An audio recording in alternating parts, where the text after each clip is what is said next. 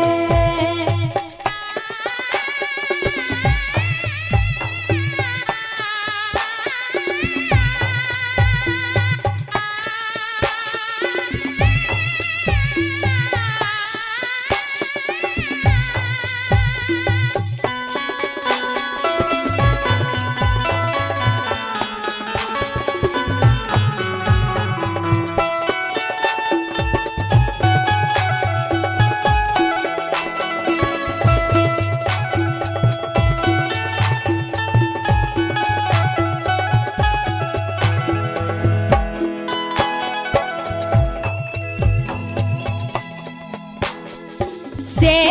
हो जे बेटी ससुर घर जाइए ससुर घर जाइए कैसे हम रहब अकेला है से हो जे बेटी ससुर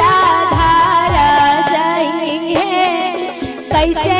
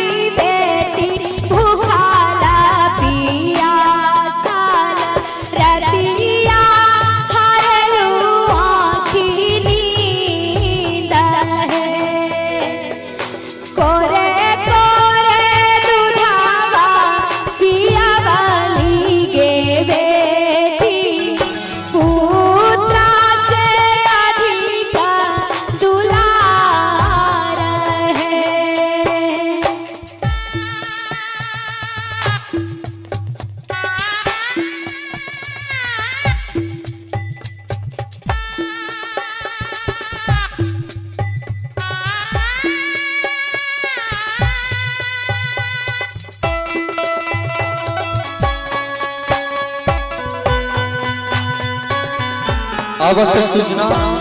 जतेक हमर ग्रामीण छी हमर कर कुटुंब छी सरातीगण छी उनका सबसे निवेदन कि अपना सबके भगवान अपना सबके मेहमान के उपस्थित